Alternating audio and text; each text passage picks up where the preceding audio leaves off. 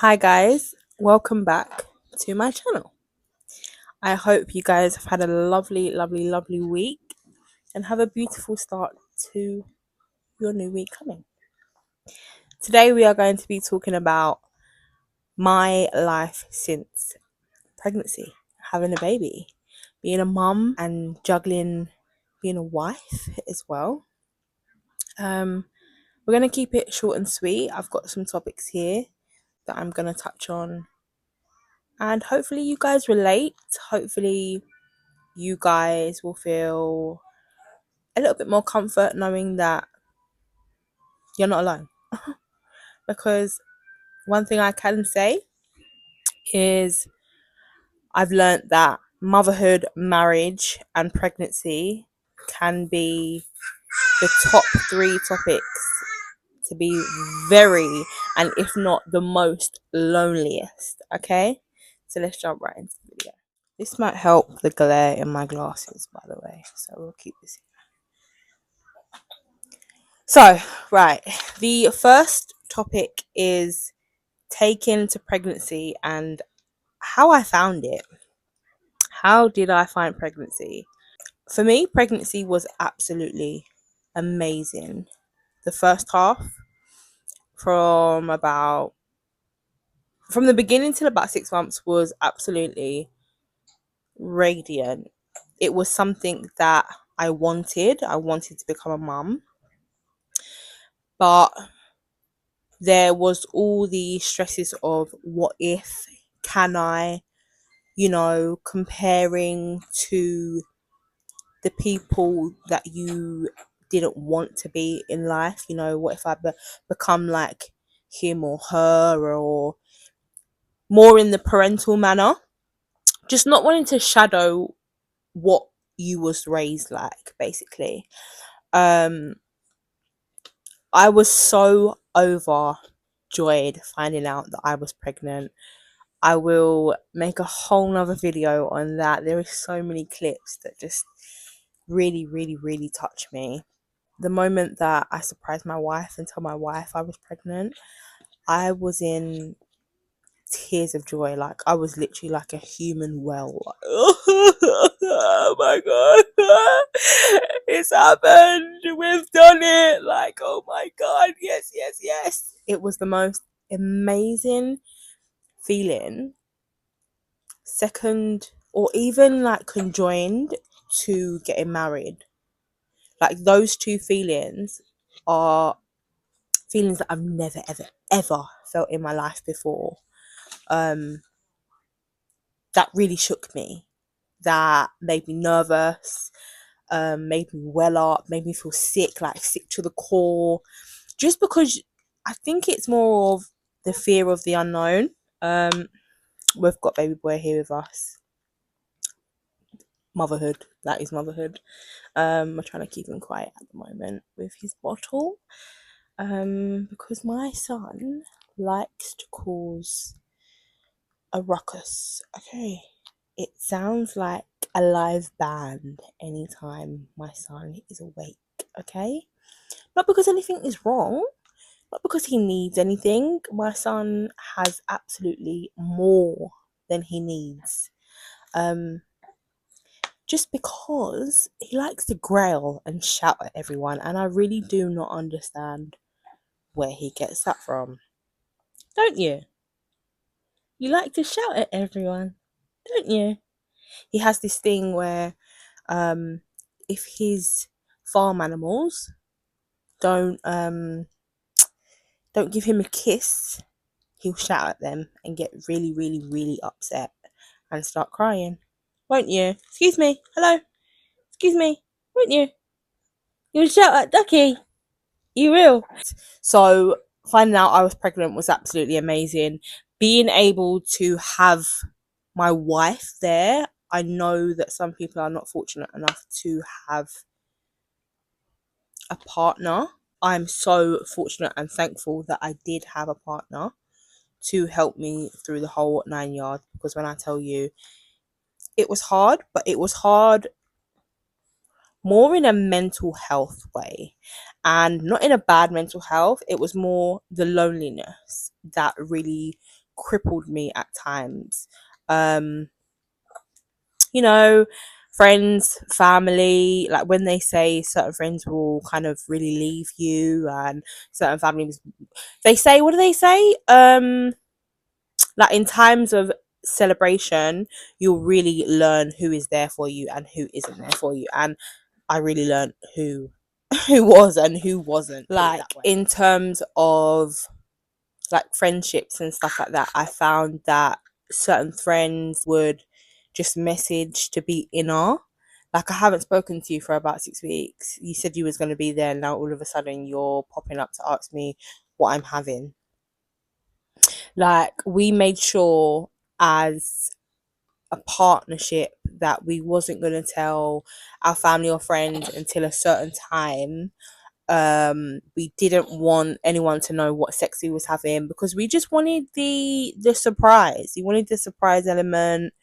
We wanted to, welcome something really, really unknown into our lives. And it was hard. It was very, very hard until we actually found out in the end what we was having. And I was convinced. I was convinced for a long time. A long time. I was convinced for a while that I was having a little girl. Had my name sorted. Um, then we went for our gender reveal, and we found out that it was having a boy. And it took me about a day to really get over the fact that I wasn't having a girl. But the next day I was like, okay, cool. Started searching online for names. I really, really, really wanted a unique name. And when I say unique, I don't mean like 2 in 5. I mean 0 in 5. Like, I don't necessarily know anybody that has my son's name, and that's how I want to keep it. I want to keep it so unique because I feel like he comes from a unique family. Excuse me, sir. Sir, can you sit down? Can you lay down? Excuse me. Hello. Hello. Where you going? Where you going? Where you going? Do you know where you're going? We're currently in the stage where he wants to stand up everywhere. He wants to go through everything. He wants to pull everything out. He wants to just be in everyone's business. He wants to eat everything that everyone has. He wants to grab everybody. He wants to pull my ears. He wants to bite. He's teething, by the way. His teeth are coming through. So when I say bite, I mean like gnaw down. He's just in everything, basically, put it that way. So now I'm at the stage where I got to go. Okay, I'll be right back type thing. We're in the hazardous stage, should we say. But yeah, just losing friends was very lonely, but at the same time I'm kind of used to it because I'm a lone soul. I've touched on it before. Excuse me. No. I have touched on it before where I've explained that I do everything by myself, but essentially I had support, but I don't know, man. You just like, I've got different friend groups. I've got my friends that I've been with for years and that I've known for years that have their friends. I have my friends that have no kids and they're still doing hot girl season. I have my reasoning friends that I'll call in the time of reasoning and be like, yo, listen, I need your help. Boom, boom, boom, boom, boom. But my friends always know that if they need me in a time of need, I'm there. Just call me and we're good, type thing. Like, I don't bell people down. I don't expect them to bell me down. They know, excuse me. They know that if they ever needed me, cool. If I've got, my rule is if I've got it, then you have it too. If I don't, then I'll try to find a way to get it. And if I can't, then it's clearly simply because I haven't got it and I can't get it for myself. And that's never, ever been the reason. But life is life sometimes, and you have to humble yourself to realize that sometimes you can't always have what you want. So yeah, I'm the type of friend that is like, okay, cool, come in my house, you go get yourself a drink, you go make yourself some food. And it's not because I'm lazy, it's because my house is your house. Do you get what I'm saying? I don't like being at people's houses and I feel like I can't really ask for a drink. Like, if we're family and I see you as a sister, then go to the fridge. you go make your drink. Like, I expect you to be asking me, yo, listen, do you want a drink in my own house? That's how I am, because I never had that. Do you get what I mean? Like, I grew up feeling awkward asking for a drink in my own sister's house. Like, it was just, yeah. So I want the complete opposite to what I had for my child and my family. And, you know, when they say, oh, there's a village, or, you know, you have to create your own village, it's true. You do have to create your own village. And I'm so thankful for the people that I do have in my village. Um, but it's sad to know that the people that you would have expected to be within your village helping raise your children aren't there, because they want to be right all the time. Do you get what I mean? And sometimes you just can't stoop low for those type of people. So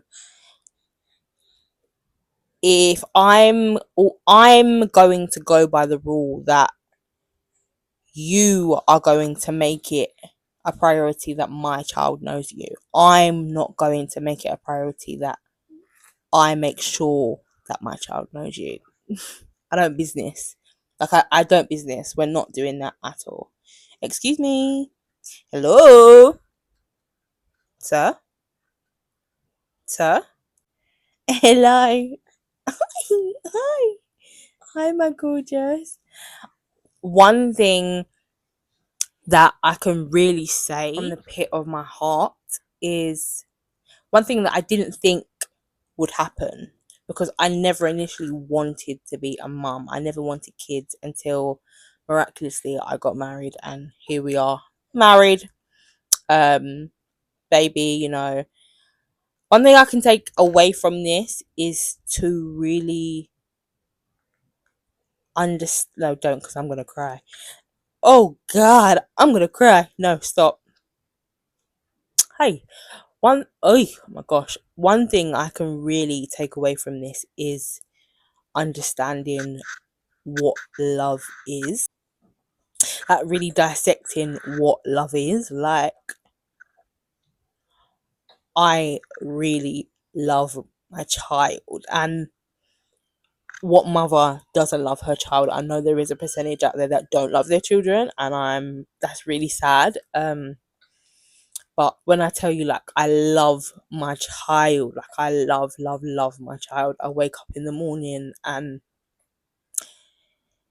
he keeps me going. Like, other than my wife, like, he keeps me going. I love waking up to my double, which is very, very creepy. I love looking at his little features. Like, I could paint him from memory.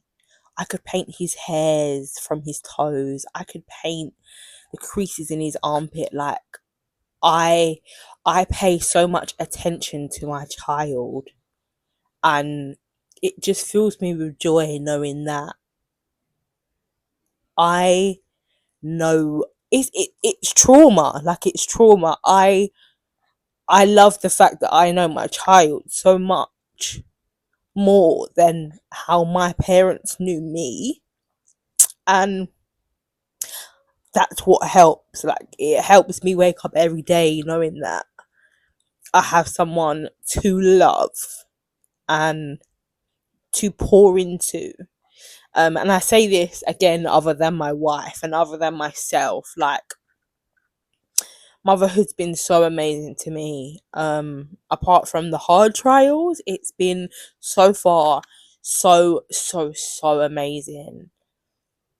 The sleepless nights, the I'm gonna get onto that, but the anxiety that new motherhood brings, um the arguments in the relationship. Like, let's get real with it. Like, partnership and marriage, it changes shit. Like, it changes dynamics of your relationship that people don't talk about, especially in the Black community. No one talks about it on a real level. Like, having a baby, and from my stance, being married, it has changed a hell of a lot. We are good because we have learnt to communicate. No, our communication's not exactly 110%, but nobody is 110%. But we know how to communicate. We're learning still because we are now new people, because I'm not the person that my wife met before children. She is not the same person that I met before children. So we are now forced to reckon and to reason and to find out who this new profile is. And when you get married, excuse me, no, when you get married, you are veiling to that person that you love them through the trenches. And honey, listen, I'm going to sit here and tell you, we have been through a good amount of trenches. And it's hard. It's very fucking hard, because I am somebody that believes you don't bring in your family or your friends into any dynamic whatsoever of your relationship. And that has brought some trials and tribulations, because again, it sometimes can make four corners of your relationship harder. But again, it makes it stronger, because it forces you to really reckon with each other and sympathize with each other and be each other's therapist. I just don't believe in telling your friends your business, like your deep, deep, intimate business, because then it allows your friends and your family to create this negative profile of your relationship. And then all of a sudden, when you're in time of need, that person isn't going to come to you in a neutral state of reasoning, because they only know your partner to be this asshole and to be this cheater and to be rare, rare, rare, rare. Like, I'm not down with it. I'm not down with it. Me, I'm that type of person that's like, yeah, no, we're good and we're amazing. And it might be World War II behind the curtains, but we're dealing with it. I would rather go to a therapist or sit together and reason and really and really understand what has just happened between us. What can we do to make things better? How can we ease the void? Like, just work with each other, because one thing you need to understand, if you are married, the currency between marriage and relationships and friendships is so much more. There's so much more to lose. Do you understand? That's what I believe. I believe the currency the currency that I have is so much more than going out and cheating, is so much more than being upset with my partner, so I feel like I can go message my ex. Like, it's not worth it. The grass isn't going to be greener. Okay, the grass is not greener. Tell them. So the grass isn't greener. It's not greener. No, you don't eat it. Say it. Say the grass isn't greener on the other side. It's not yours to eat. Guys, I'm gonna have to come back in a sec. The next topic is body image. Okay, body image. I luckily am somebody that is comfortable in every single shape and size that I allow myself to become. I've never really been in a state of body where, I hate myself, I hate this, I hate my stretch marks, I hate da da da da. I loved my pregnancy belly. I had the quote unquote perfect belly, perfect bump, should I say. It was round, it was so beautiful. He sat right, he wasn't too low. Like, it was just amazing. Excuse me. No. Yeah, I had a perfect body. I still miss my bump now. Like, when they say, okay, you're gonna miss your bump, like, I miss my bump. If I could have another bump right now without all the morning sickness and the backache and the Charlie horses and the cramps and I would have another bump right now. I would have another bump. I would have another baby. just like that, just like I loved it. I loved having my waddle. I loved my waddle. I loved being prioritized. I loved, being seen, because nowadays people don't see pregnant people. Like, I made sure to let everyone know, yo, listen, I'm pregnant. Get up, yeah. You're sitting in my priority seat. Like, I was that person. I was that person, but at the same time I wasn't, because my bump was so big. My bump was so big that people saw the bump before they saw me, type of thing. Like, I'd waddle onto the bus, and then I'd waddle onto the train if he was going out. But yeah, no, I loved it. I loved my body. One thing that I did find so scary was how rapid my nipples were turning black. Like, it was literally like I had these cute brown sugar nipples, and then the next day they were black like tar, and they was like the size of a 6-inch burger. I I I I was just like, every day I was in the bathroom like, babe, look at my nipples, look at my nipples, oh my god, no. I just couldn't understand. I couldn't understand why my nipples were getting so big, and I understand, yes, it's because, they say the baby needs to see where it's feeding from, but my nipple literally increased by like a good few inches. Like, it was so scary. And they got so black, so brown. It was very, very scary.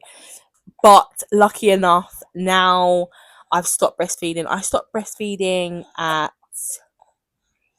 4 months, and then up until about 6 months, he was just using me as a dummy, basically, like, to soothe. And sometimes now still, I do allow him to soothe on my nipples if he's like really just not in the mood for the day. Anything that he wants that is just gonna make him comfortable, I will allow him to do. This whole, I get it. He's still a baby, and I'm like neutral. Like, anything he wants to make him comfortable, I'm gonna allow. I'm not allowing this tough loving stuff. Like, I do let him cry it out, but after a little while, I will go and collect him. He is a hand baby. My child is a hand baby. When I tell you, I can't go and piss, I literally can't go and piss. And I don't just mean like on a scale like, oh, let's take him with us. If he sees me leave that door for 2 seconds, automatic tears, like automatic tears. Like, I can't get anything done. And it's a love-hate relationship, because I do love him being by me. I love him being on me. I'm a very affectionate people for the people that I love. But it is hard because I can't necessarily get anything done unless he's on me, or is right near me, or he's with his mum. And obviously, being a stay-home mum, his mum isn't here during the day, so I gotta do it. I gotta find a way to do it, basically. But it's because, do you know what it is? We didn't bring our baby home straight away. So in the beginning, the newborn stages, I just wanted him underneath me all the time. Like, I literally wanted to be with him all the time. I didn't want to put him down. We didn't co-sleep, but I would stay up nearly all night to make sure that he was still breathing, and that he was okay, and that he wasn't blue, or, like, I was that paranoid mum for a little while, like, oh my god, my baby. Because the way that I saw it is, he's my treasure. Like, I've wanted this for so long now, and he's here. Like, he's here, so I'm gonna make sure that he's okay, type thing. And it was driving me insane a little bit, because he loved sleeping on his stomach, but I just wouldn't allow him to sleep on his stomach all night. And if he was, then I'd make sure, like, I literally had toothpicks in my eyes to make sure that he was awake and he was breathing. Yeah. We're back. I'm back, and I am now back with Tina. Tina. Who are you? Tell them who you are. No, I'm shy. you can explain. Tina is a loved one, man. Let me tell you that for sure. Tina is somebody that used to look after me when I was a baby, when I used to go to the YMCA every single day. She used to be there. Tina has seen me through the years. Okay, Tina has seen me Yep. grow Yep. from a baby into a mother. I Okay, sure have. like it's actually so mad. Like she's seen me from baby young to now, like my child aunt. Like this is crazy. Like she's seen generation. This is it's crazy. This is somebody along with her sister are the only two people that I trust to look after my child. And when I say that, like literally, may the Lord strike me right now. I only allow Tina and her sister to look after my child. They don't make me feel like I need to check my child's genitals. Okay, yeah. This woman here and her sister, when I was going through like scares after like postpartum, I found that quite hard. Called Tina and her sister and I said, yo, listen, I need to come look after the baby. And I was shitting myself. Like it was the first time that I'd ever left the baby, but I really needed to go and tend to myself, and I needed my wife to be there beside me. And Tina was like, yeah, cool, like what do you need me to do? Like, do you need me to call in? Like, she's calling to work. She was like, yeah, cool, my manager said, boom, I'm there. Like that type of person. Anything, if she called me tomorrow and was like, yo, listen, I need something, I'd be like, okay, cool, I'll make it work, I'll make it happen. And I believe that is the exact same for Tina, because she has showed me that that is what she will do for me and my family, and for that, I thank you. I'm very appreciative of you. Shout out Shannon as well. Tina is now here to tell you how much of a hand baby my child is. Yes. Yes. From the moment I even stepped in today, picked him up, gave him a hug and a kiss, put him back down, and then he was searching for me to pick him up again. Mm-hmm. And he's been in my arms since. Mm-hmm. Like, he's been in my arms he since. doesn't let you go. Like, if he knows you and he's really comfortable with you, he won't leave you alone. Like, he won't leave you alone. He loves the hand. Yeah. How would you describe him? He's a very good baby. He's very happy. He's always smiling. Always smiling. He's very loving. Oh my gosh, he loves the hugs. He loves the cuddles, the kisses. He likes when you snuggle into him and give him a hug. And he'll give it straight back as well. He's very... I know. I know. But one thing, if you stop the attention, you're going to know about it. Like, he's like, hello, where are you? Why did you stop tapping? And he's got a thing for my phone. He likes to... I don't know if it's because of what I've got on it. Yeah. But he likes to... He's very inner. Yeah. Yeah. He's very adventurous. Very what's the word? Inquisitive. Yeah, that's it. He's very inquisitive. He's a very inquisitive baby. Yeah. And he's a quick learner as well, because I swear, just like the other day I saw him, and now he's going to start walking soon. Yeah. So he's only been crawling for a couple of months, and now he doesn't want to crawl. He wants to stand everywhere. He wants to walk like he's on the walker. He just wants to learn something new all the time. And for me, as his mother, it's scary. Like, I just want to cry because he's just getting so big, so quick. Like, it's even disgusting. like I saw him 2 weeks ago. He didn't have this much hair, so even his hair's grown. His hair's grown so much. It's the rosemary oil, man. I was like, what? Yeah. Where did all this hair come from? It's scary how they literally change before your eyes. But yeah, my child is a hand baby. Like, he doesn't let me get anything done. And like I said, it's a blessing and it's a curse, because I love it, but at the same time, like, enjoy it while you can. Yeah. And that is why I do allow him to be attached to my hip, because I know tomorrow there's going to be something different. Like, tomorrow there's just going to be something different, and that's scary. Like, to me, that's really, really, really scary. Gonna get to the age where it's like, don't kiss me. I know. I don't. So, mental health. Yes, mental health. Wow, where do I start with my mental health after I had a baby? Mental health was very, very, very difficult for me. Not in a bad light. Like, there was no, thankfully, the Lord himself blessed me. Like, there was no suicidal thoughts or nothing like that. It was a mental health situation, as in, like, just getting used to me now trying to navigate my new life. Getting used to me not knowing what I liked, and just trying to really adapt to like the changes towards motherhood. Like it was really scary because I've always been this huge independent person, and now this child has come along and he needs me all the time. Like, I've got so many clips in my phone of having mental breakdowns. Like, and I've recorded it because I knew it was something that is a taboo and that I actually want to talk about. Like, I would literally just be there and I'd have like mental breakdowns in the morning anytime we'd be out. I remember going to, yeah, like the anxiety was bad. Like, postpartum anxiety is and can be for some people really bad. Like, maybe he was about 3 weeks, no, I'm lying, about maybe about 4 or 5 weeks old, and we decided, you know what, I need to get out of the house now. Like, because it's a big taboo to get outside the house when you have a newborn baby, etc., etc. But we ended up going. That was when I called you the first time, actually. We ended up going to the museum and I ended up going to the toilet. We was at the, yeah.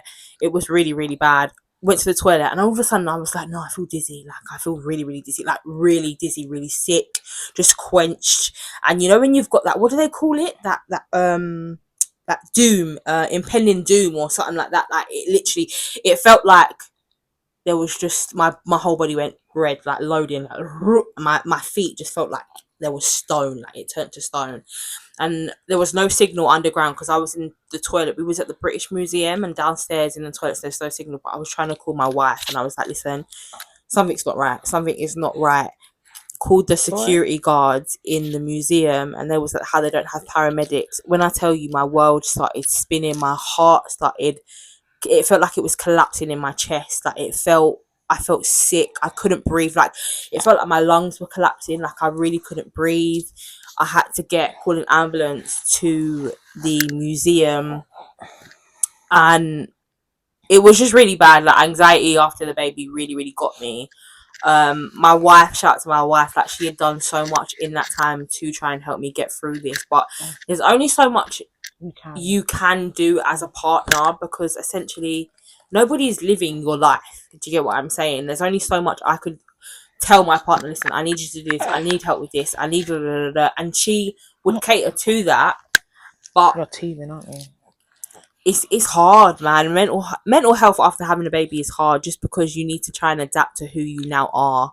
It's your body as well. Your body was basically recovering from having a Yeah. baby as well. Yeah. You've got to remember that takes a whole toll on you in itself, as well as having to look after the baby. You've got to then also try and look after yourself as well, which then takes a toll on your mental health as well. Yeah, and I think that's something that I was quite arrogant towards as well, not really pouring into myself after I had the baby, kind of thinking that I could essentially jump back a little bit, not necessarily like body image, but just kind of get back to where I kind of was before having the baby. And it really doesn't work like that. It doesn't work like that. Like, anxiety towards our marriage, like, that got really hard as well, because I wasn't well for a long time after I had the baby. And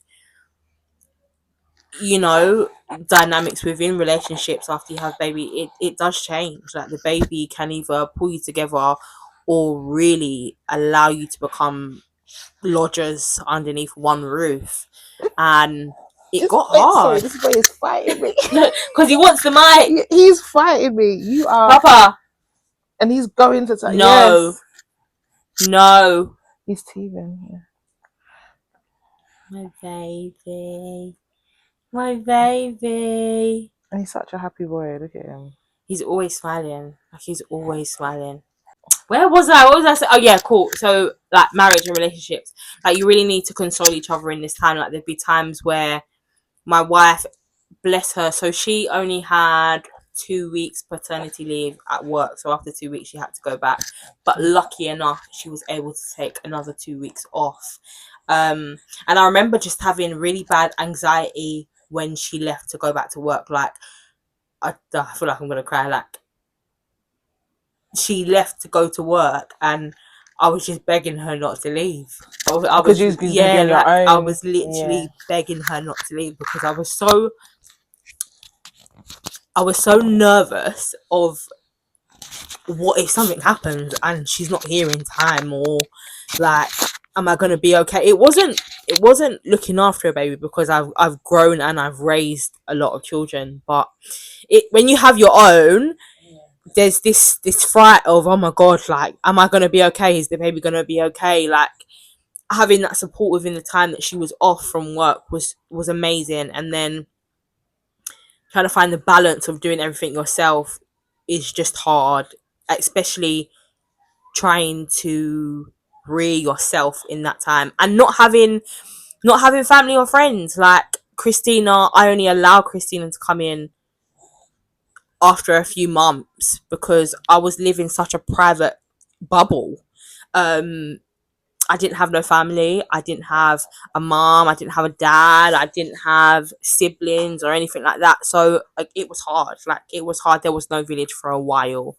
And I've had to allow myself to understand it's okay for you to have a village and to bring people in. But do you know what it is? I'm scared of something happening to my baby, because I'll kill someone. Like, I'll kill someone. The time that, I'm not gonna say who, but the time that I let the baby be with someone else that wasn't you or your sister, the way that I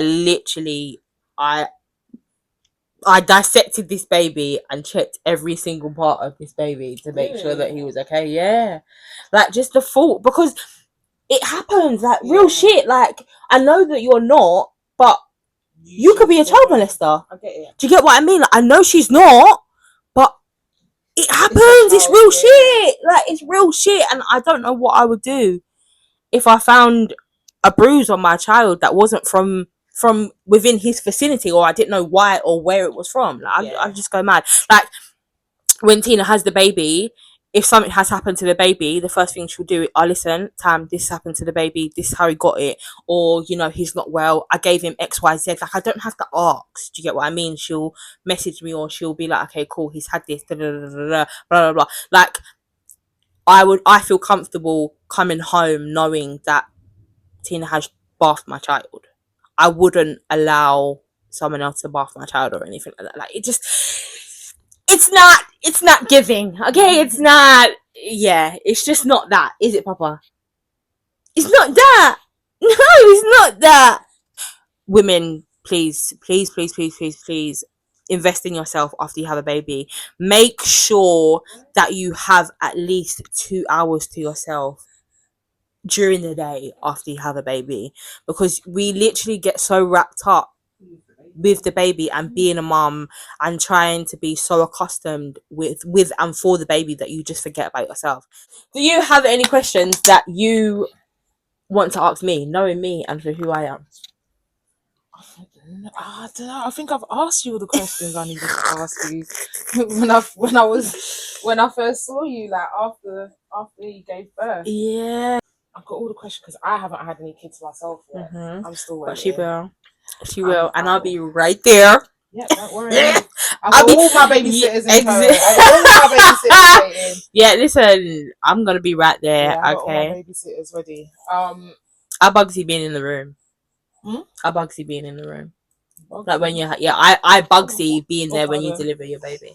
Well, you know what? I'm thinking about maybe having a home birth, because when you have a hospital, you can only have a certain amount of people. Yeah, you can only have 2 people. And there's so many people I want in the room when I give birth. I'm screaming. She wants the whole village there, boy. Listen, I do, and I've seen births, so I know what it's like. I mean, when Tamara had hers, not this Tamara, another Tamara. Oh yeah, shout out you, Tam. Yeah, when she had hers, I was on the gas and air right next to her. When she had a home birth, I was on the gas and air right next to her. Not you teeth in the gas and air. Yeah, and I'm like, yeah, this stuff's good. Yeah, so, I've heard about stories. Yeah, I'm like, I don't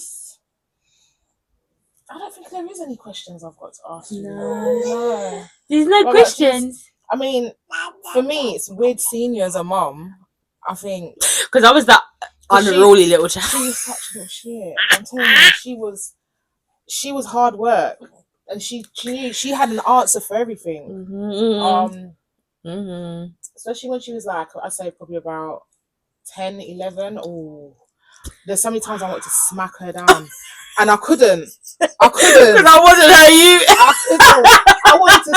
Oh my gosh, I want to slap her so bad. How he's taking my face. It's mad, isn't it? It's disgusting. It's actually mad. It's actually He looks like you're just, there's no dad. Yeah. Oh yeah, yeah. There's no sperm donor. That's what I mean. Like there's no there's no no there's other. She made it Yeah, on her own. She literally used her own eggs and her own sperm. If she could do that, she would. Yeah, there's no other. It looks like it was only her DNA that has been put into this boy. Mm-hmm. There's nobody else's. When my child came out, he was white, like white. He really was, wasn't he? Up until he was about 4 months old, I he was said white. to you, where's his colour? Yeah, the boy was white for a long time as well. Was it you? That is a video on life after pregnancy. Please, please, please, please, please, ladies, remember after you have had a baby to pour into yourself. It is the number one thing, because if you don't pour into yourself, you can't give anything to your newborn. Okay, it's so important. And remember, your partner or your significant other is just as important as you as well. So do for them as they would do for you. I'm still learning, you will still be learning. Please, if you haven't already, make sure you subscribe for the real tea, because I'm just going to be telling you the realness on this channel. I appreciate those of you that have subscribed already. Tell a friend to tell a friend, and if not, if my channel's not for you, then we don't business. Okay, tell them, Christina, we don't business. There you go. Okay, we out. Bye.